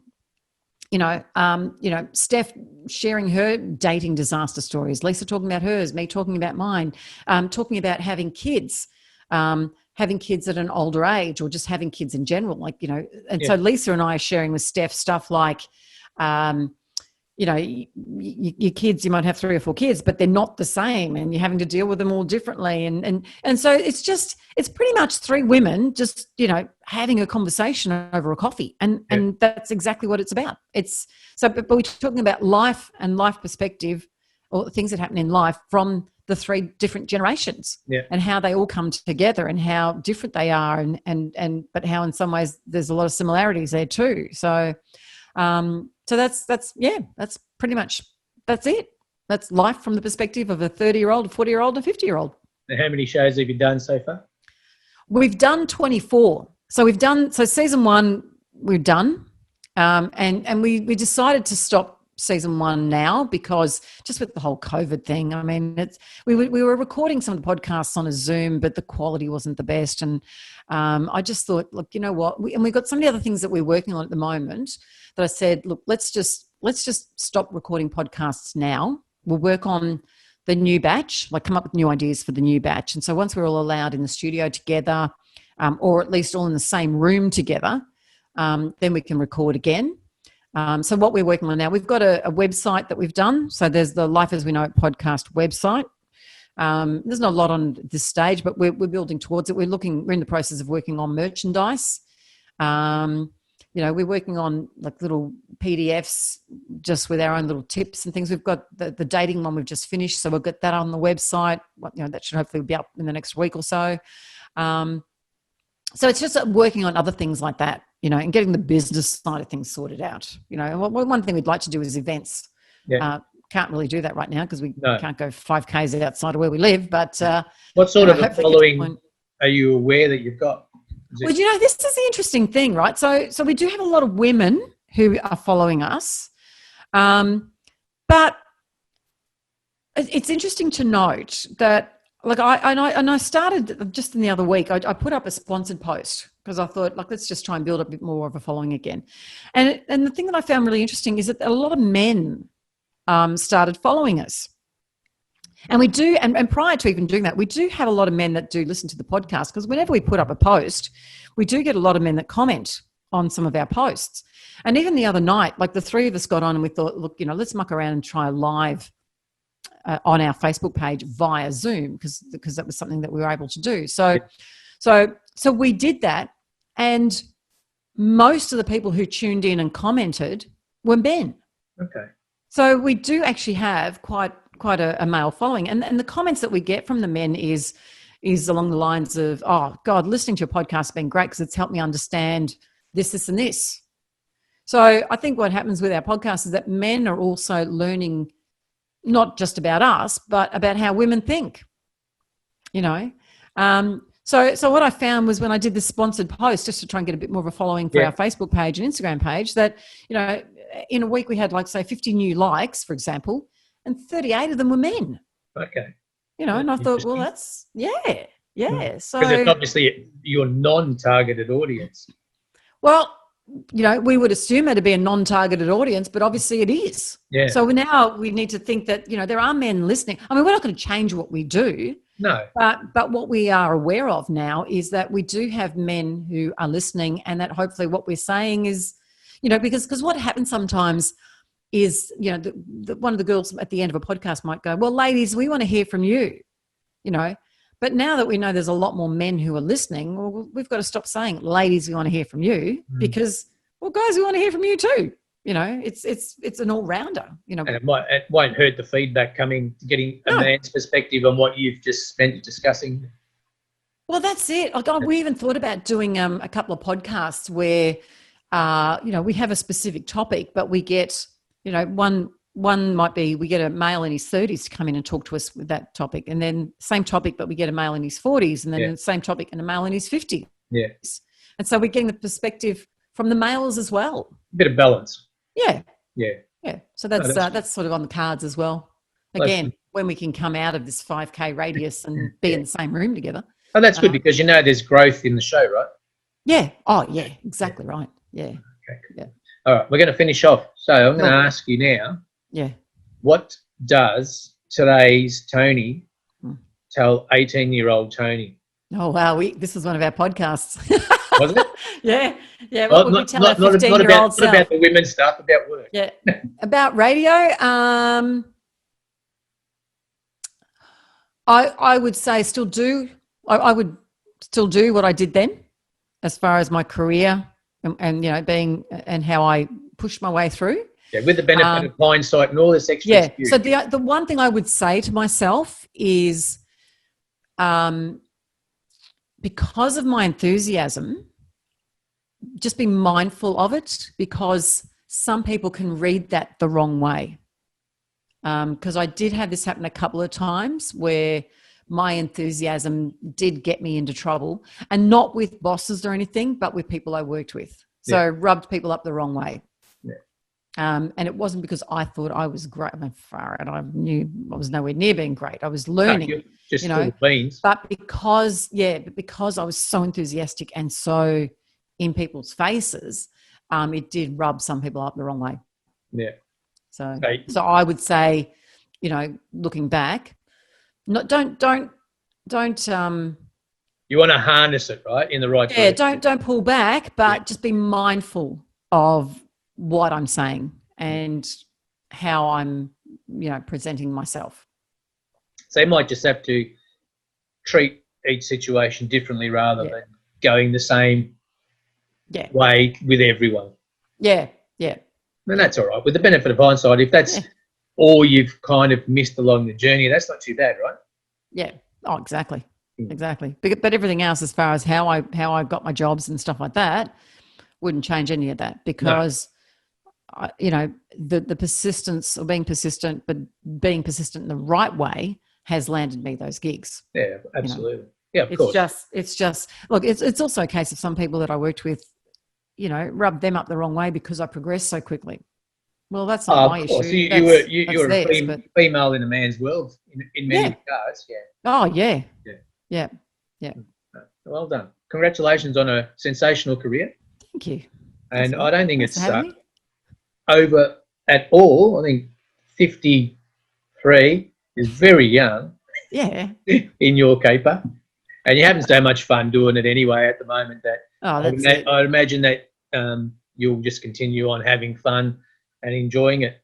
Yep. Love it. But I love talking. Like, I love talking on the phone with the listeners too, and they give me some great stuff that I can put to air, and everybody knows. I mean, I have people now saying to me, when they ring and they've said something, they go, "You're going to put that on the radio now, aren't you?" And I go, "Bloody oath, I am." They know, but people know. But they also know that I'm not putting them to air in a way that's going to make them look bad or make it look bitchy or anything like that. That it's fun, and that's all it's about. Yeah, of course. Yeah. And that's what you want, because there's still an element of magic and show business to radio that everyone loves to hear their name or their voice, or their football team or their soccer team mentioned, or their kids, or something about the walk or the suburb that you live in, if it's close.